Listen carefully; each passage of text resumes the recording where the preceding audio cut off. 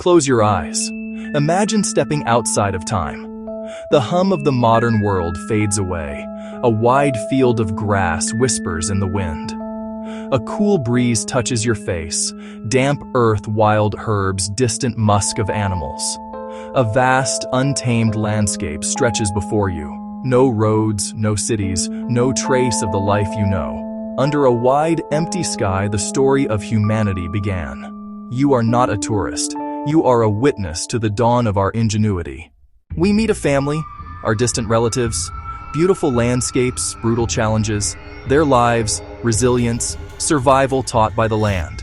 No supermarkets here, no instruction manuals, no digital maps. Every day demands solutions.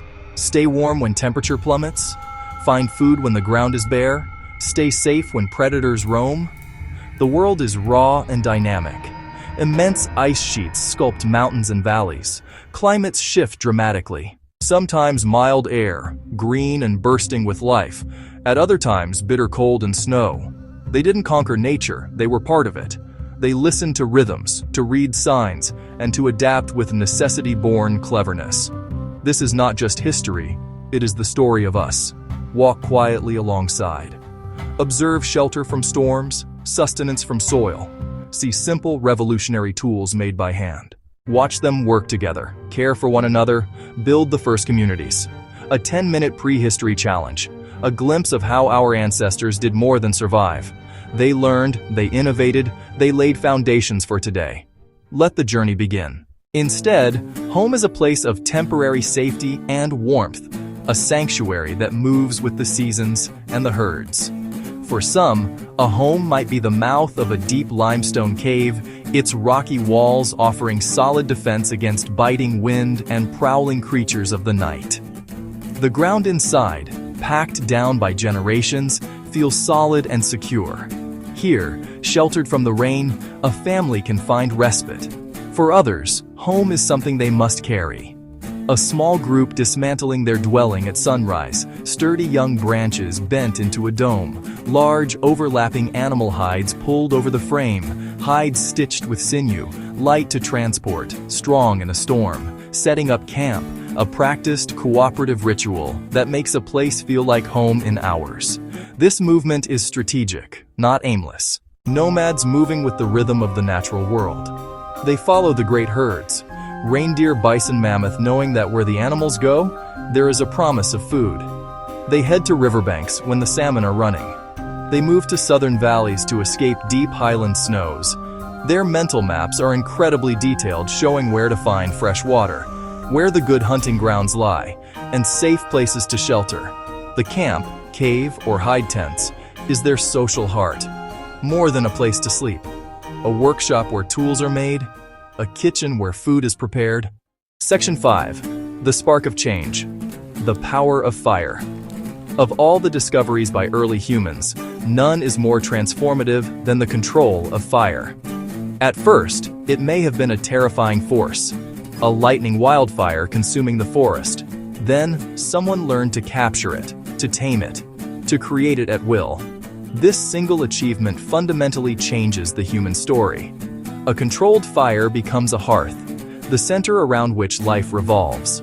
It pushes back the night, extending the day with light and security. The warmth of fire is a lifeline during a bitter Ice Age winter. Huddled around glowing embers in a cave or in a simple hide hut, a family survives otherwise fatal cold. Warmth conserves precious energy that would be spent just trying to stay warm. Fire lets people inhabit colder regions, expanding territories and follow animal herds into new, harsh environments. Fire makes the world bigger and more habitable. Gentle heat comforts and shields from the elements. Fire revolutionizes the diet. Cooking over flame makes food taste better and easier to eat. Heat breaks down tough fibers in meat and plants for easier digestion. That means more nutrients and calories from the same food. Critically, cooking kills harmful bacteria and parasites, making food safer and reducing disease. This leap in food safety boosts public health and longevity. Beyond warmth and cooking, fire is a guardian. Flames and smoke deter most predators. A well-tended campfire creates a boundary at cave entrances or camps. Cave bears, lions, wolves. This gives new safety, especially for children and the elderly, letting groups sleep more securely. The fire becomes a silent watchman, its flicker a symbol of human control over a wild world. The Stone Age is named for a reason. Stone tools represent a critical technological breakthrough that allows humanity to reshape its world. The process begins with a simple, brilliant idea. By striking one rock against another in a precise way, a person can break off a sharp-edged flake. This flake, though humble in appearance, is a revolutionary device. It has an edge far sharper than an animal's tooth or claw. With this simple tool, a person can butcher a large animal, slicing through thick hide and tough muscle, with an efficiency that was previously unimaginable. This basic technique, known as flint knapping, evolves into a sophisticated craft. The toolmaker, or knapper, must have a deep understanding of their materials. They know which types of stone, like flint, chert, obsidian, will fracture in a predictable way. They can visualize the tool hidden within the raw cobble of rock.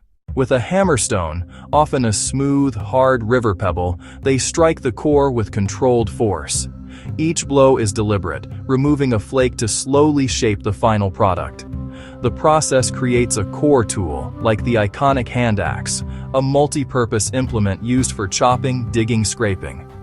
The flakes produced during the making of a core tool are not waste. These smaller, razor-sharp pieces are incredibly useful in their own right. They become knives, scrapers' points. Over thousands of years, the toolkits become more complex and specialized.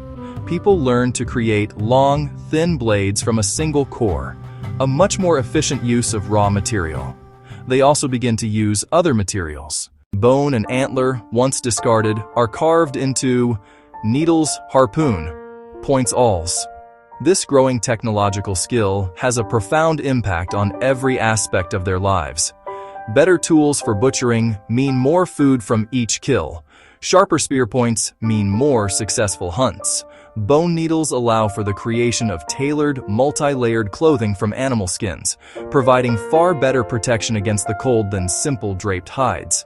This is a feedback loop of innovation. Better tools lead to a more secure existence, which in turn frees up time and energy for further experimentation and refinement.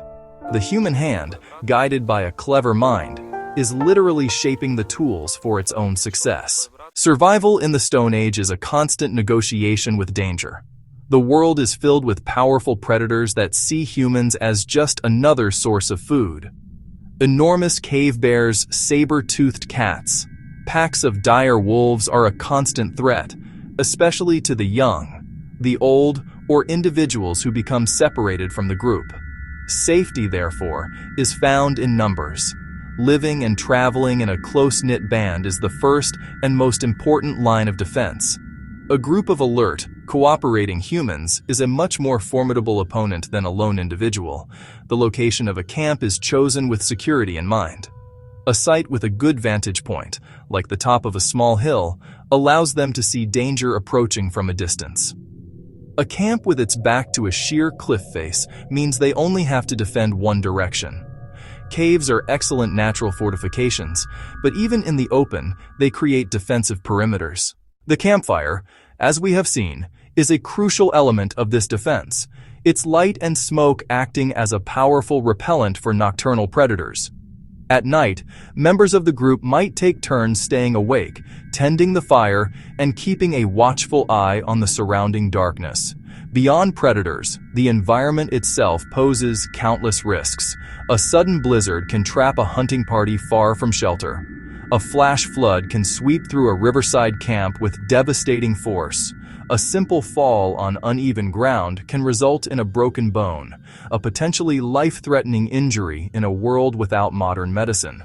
Survival depends on foresight and preparation.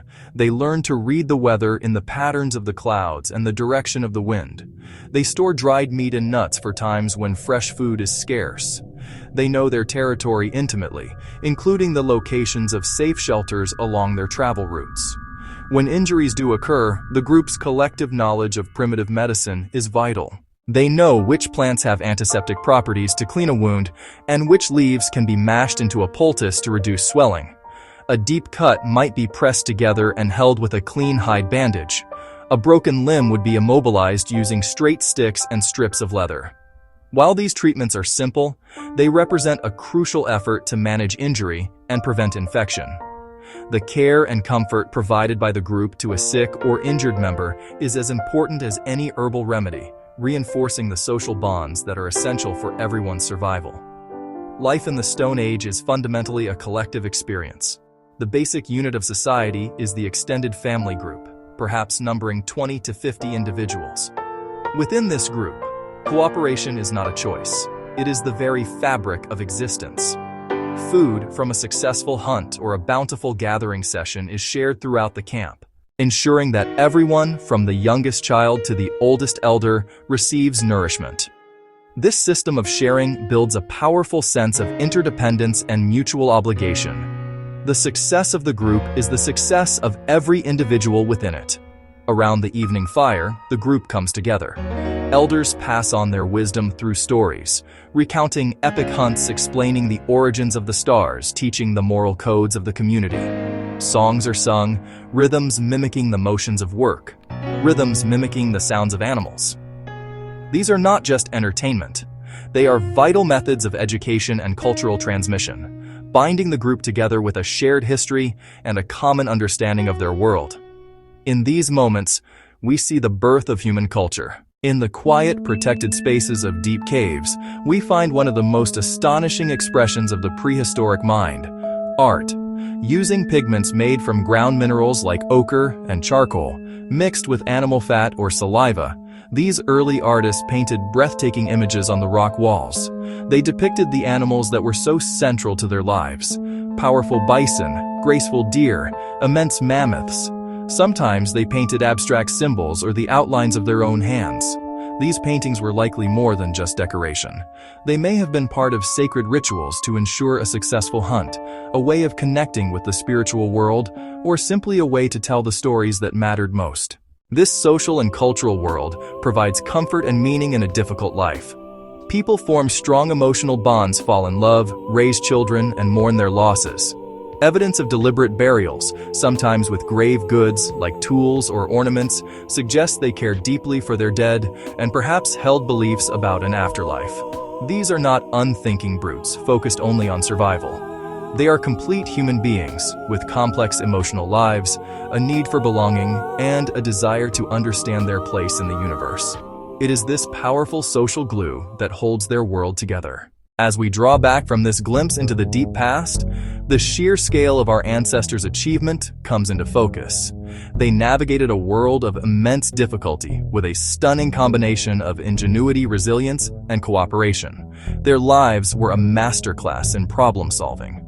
Faced with cold, they harnessed fire. They learned to sew warm clothing. Faced with hunger, they developed sophisticated hunting strategies. They amassed an encyclopedic knowledge of edible plants. Faced with danger, they banded together to protect one another from predators.